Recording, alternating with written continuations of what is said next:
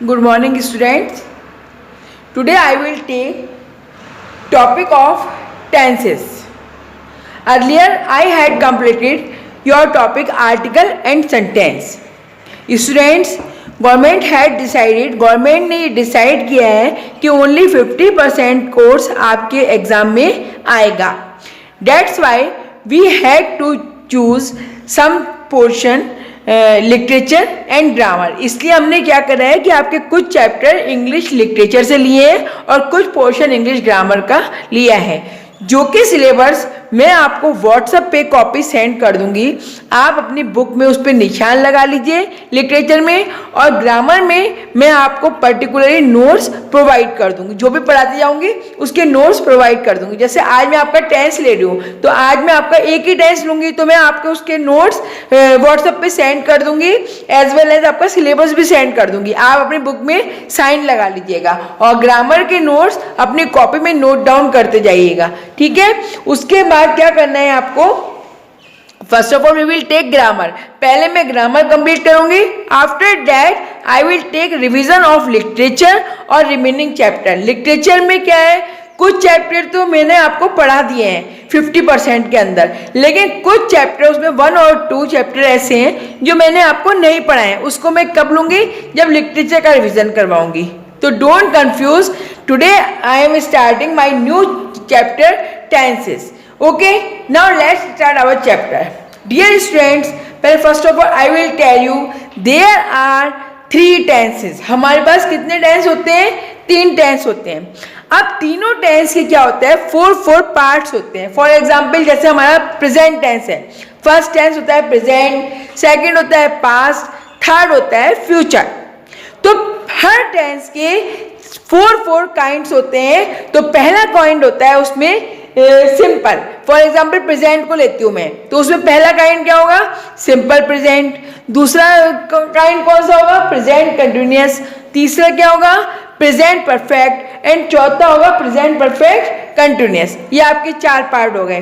फिर ऐसे क्या होगा, जब हम पास्ट में आएंगे तो simple past, past continuous second, third होगा पास्ट परफेक्ट और फोर्थ होगा पास्ट परफेक्ट कंटिन्यूअस.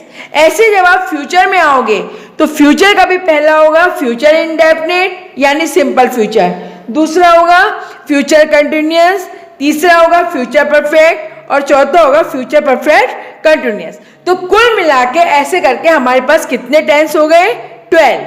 मेनली तो 3 होते हैं, लेकिन उनके 4 काइंड्स मिला के क्या हो जाएंगे हमारे पास 12 sentences. So student, first of all we will take only simple present. अपने को ज्यादा आगे नहीं पढ़ना है. पहले सिंपल प्रेजेंट को मैं आज करवाऊंगी और कल मैं आपके उसको क्या करूंगी, वर्कशीट दूंगी. उसमें आपको वर्कशीट समझाऊंगी, रूल्स दोबारा बताऊंगी, एज वेल एज आपको 2 एक्सरसाइज करने के लिए दूंगी. वो आपका कल का वर्क है. आज सिर्फ जो मैं आपको पढ़ा रही हूँ उनको घर पे दोबारा रिवाइज करना है आपको. ठीक है. अब स्टार्ट करते हैं हमारा simple present tense. This tense is used to show work or task being done in the present time. इसका मतलब ये हुआ, ये जो टेंस है आपका ये क्या शो करता है, ये शो करता है जो प्रेजेंट टाइम में काम हो रहा है उसको, काम को और आपके टास्क को शो करता है. In this tense help verb such as. अब आपको पता होना चाहिए जब हम टेंस पढ़ रहे हैं तो हमारी हेल्पिंग वर्ब क्या होती है. हमारी हेल्पिंग वर्ब होती है इज, एम, आर, वाज, वर. ये सब हमारी क्या होती है, हेल्पिंग वर्ब. और हमेशा ध्यान रखिए सिंपल प्रेजेंट और सिंपल पास्ट में कभी भी हम हेल्पिंग वर्ब का यूज नहीं करेंगे, हम सिर्फ वर्ब फॉर्म्स का यूज करेंगे.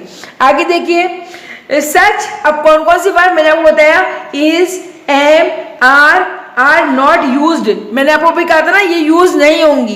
क्यों, because they are parts of the main verb.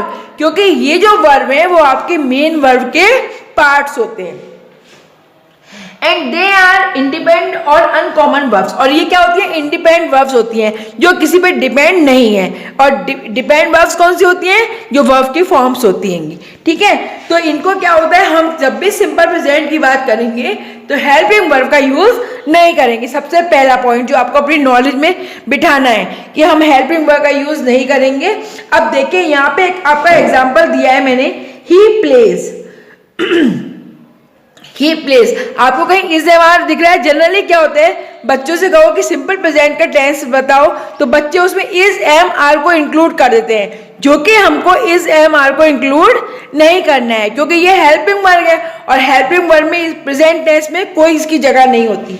He plays, अब ही प्लेज यानी ही मतलब वो, ही किसके लिए आता है? बॉयज के लिए, और प्लेज मतलब खेलता है यानी वो खेलता है। अब क्वेश्चन इज दैट कि एस और ईएस का यूज हम कहाँ करेंगे?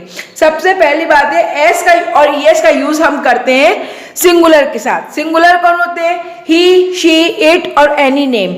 जब भी सिंगुलर आपको दिखे तो आप वर्ब के फॉर्म में क्या यूज करोगे? एस और ईएस का यूज करोगे। सेकेंड एग्जाम्पल है दे, दे के साथ में उसने यूज किया है प्ले, तो क्या दे सिंगुलर है? नो, दे इज प्लूरल, तो दे के साथ हम किसका यूज नहीं करेंगे? एस और ईएस का यूज नहीं करेंगे।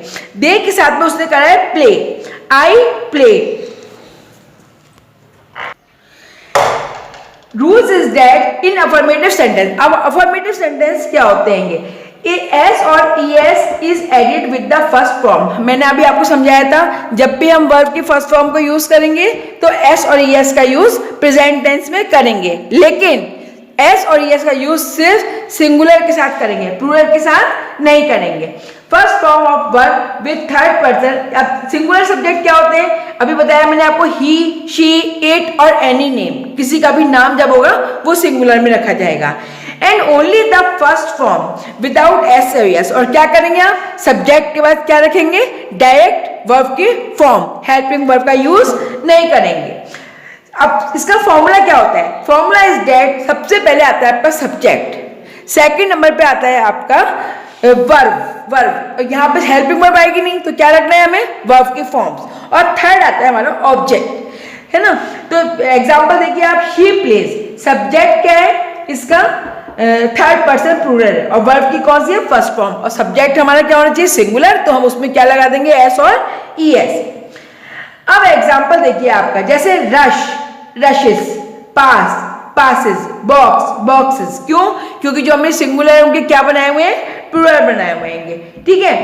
सेकंड पैटर्न देखिए, subject I, we, you plus verb की फर्स्ट फॉर्म। अब जैसे आई के साथ में क्या होगा? प्ले, क्योंकि आई सिंगुलर, आई मैं अपने अकेले के लिए भी बोल सकती हूँ, और जब मेरे साथ में 10 जने होंगे तो उनको लेके मैं उनके लिए भी क्या यूज कर सकती हूँ? आई कर सकती हूँ, तो आई में हम एस और ईएस का यूज नहीं करेंगे। अब दूसरी चीज आती है, कब, ये तो हो गई अफर्मेटिव सेंटेंस की बात। अगर कभी आपको ये बोल दिया जाए कि इस अफर्मेटिव सेंटेंस का आप इंटेरोगेटिव बनाओ, ठीक है, तो इंटेरोगेटिव कैसे बनाओगे? अब आपको बच्चे जनरली क्या करते हैं? उनको इज एम आर दिखता है तो वो उठा के उसको पहले रखते हैं, लेकिन यहाँ पर हमने इज एम आर को तो यूज करा ही नहीं है, तो हम क्या करेंगे? वर्ब की फॉर्म्स को पहले रख नहीं सकते हैं। अब यहाँ पे क्वेश्चन ये उठता है कि आपको अफर्मेटिव सेंटेंस को इंटेरोगेटिव सेंटेंस कैसे बनाना है। Listen carefully, does not verb first form third person singular subject. क्या करना है? फॉर एग्जाम्पल आपका सेंटेंस है आई प्ले, तो I play, I singular plural दोनों में आता है, प्ले में एस और एस नहीं लग रहा है, तो लिसन केयरफुली, जब भी आपका सब्जेक्ट सिंगुलर होगा, है ना, उसके साथ में एस और एस लगाओगे, तो जब इंटेरोगेटिव में उसको चेंज करोगे तो आप उसमें डज का प्रयोग करोगे। अब जैसे मैंने कहा ही प्लेज, और क्वेश्चन कहता है कि इसको आप इंटेरोगेटिव में चेंज करिए, तो आप क्या करोगे? डज ही प्ले, और डज के लगाते ही प्लेज में से एस को हम रिमूव कर देंगे, ठीक है। और जब हमारा सब्जेक्ट प्लूरल होगा तो हम क्या यूज करेंगे? Do. For example they play, तो मैं अगर कहती हूँ आपसे कि इसका क्वेश्चन इंटरोगेटिव बनाओ आप, तो आप बोलोगे डू दे प्ले, क्या वो खेलते हैं? और अगर मैं कहती हूँ अफर्मेटिव बनाओ तो आप बोलोगे दे प्ले। अब क्वेश्चन ये होता है कि आपने दो तरीके से सेंटेंस सीख लिए, अफर्मेटिव पे सीख लिया, इंटरोगेटिव पे सीख लिया। अगर वो कहता है इंटरोगेटिव निगेटिव बनाओ तो क्या करेंगे? देखो, जब तक आप अपने सेंटेंस को अफर्मेटिव को इंटेरोगेटिव रूप में चेंज नहीं करोगे, आप जो उसका निगेटिव नहीं बना सकते। क्यों? क्योंकि मैंने आपको बोला दे प्ले, और मैंने आपको कहा इसको इंटेरोगेटिव बना हुआ, तो वो निगेटिव बना दो आप इसको, तो आप क्या दे नॉट प्ले करोगे? नहीं, इसका आंसर होगा दे डू नॉट प्ले। क्यों? क्योंकि आपने पहले तो इसमें डू और डस का प्रयोग करा और बाद में आपने इसमें नॉट को ऐड करा। तो सबसे इंपॉर्टेंट चीज क्या कहती है, सबसे इंपॉर्टेंट बात यह है कि जब भी आप सिंपल प्रेजेंट का यूज करोगे तो आपके पास तीन ही तरह के सेंटेंस आएंगे, पहला अफर्मेटिव, दूसरा इंटेरोगेटिव और तीसरा इंटेरोगेटिव निगेटिव। ठीक है, अब होता है इसमें WH टाइप इंटेरोगेटिव सेंटेंस। वो कैसे होते हैं, जैसे इंटेरोगेटिव वर्ड प्लस डू और डज प्लस सब्जेक्ट। जैसे एग्जांपल देखिए आप, हाउ डू यू रीड। अब आपको पहचानना ये है कि यहाँ यू रीड आ रहा है, डू क्यों लगाया, क्योंकि हमने इंटेरोगेटिव बनाया। अब वो कह रहा है WH वाला इंटेरोगेटिव बनाओ, तो हमने काय का यूज करा, हाउ का। How do you read, why do they fight, वो क्यों लड़ रहे हैं वो। टू एक्सप्रेस, अब मैं आपको इसके यूजेस बताती हूँ, टेंस के यूजेस बताती हूँ, कहाँ कहाँ हम इसको यूज करते हैं। वैसे मैं फर्स्ट ऑफ बिना इसके बताती हूँ, पहले एक बार आपको कि हमेशा याद रखिए आप कि सिंपल प्रेजेंट को हम रूटीन वर्क में यूज करते हैं, पहली बात। दूसरी बात, इसमें यूनिवर्सल ट्रूथ आता है, जो चीज बिल्कुल सत्य हैं और जिनको हम चेंज नहीं कर सकते हैं उनको हम सिंपल प्रेजेंट में रखते हैं। Now let's start usages of simple present tense. पहला है टू एक्सप्रेस इटर्नल ट्रूथ और यूनिवर्सल। मैंने अभी आपको बताया था ना, यूनिवर्सल ट्रूथ को हम चेंज नहीं करते हैं। अब the sun rises in the east, सूरज जो है हमेशा कहां से निकलता है, पूरब से निकलता है। सेकंड देखिए, टू एक्सप्रेस परमानेंट वर्क और नेचर। अब क्या करना है, जो परमानेंट वर्क है यानी आपका डेली का रूटीन है उसको भी एक्सप्रेस करता है और नेचर को यानी प्रकृति को भी एक्सप्रेस करता है। कैसे, we hear with our ears. अब देखिए, हमारे भगवान ने कान दिए हैं, लेकिन ये प्रकृति है कि हम कानों का यूज हम सिर्फ सुनने के लिए करते हैं। To express a habit, habitual action, इसको हम बोलते हैं हैबिचुअल एक्शन। यानी मेरी आदत सुबह ही है, मैं मॉर्निंग में उठती हूँ, खाना बनाती हूँ, तैयार होती हूँ, स्कूल आती हूँ, तो ये मेरे क्या है डेली के हैबिचुअल एक्शन, जो मुझे रोज मेरी हैबिट है और मेरा रूटीन वर्क है, जो मुझे रोज ये काम करना है। ठीक है, तो इसका एग्जांपल देखिए, ही ऑफन कम्स लेट। अब क्या है, वो रोज आता है लेकिन कैसे आता है, लेट आता है, तो ये क्या है उसकी आदत, हैबिट मीन्स आदत। Fourth point, to express historic present और टू नरेट ए कमेंट्री।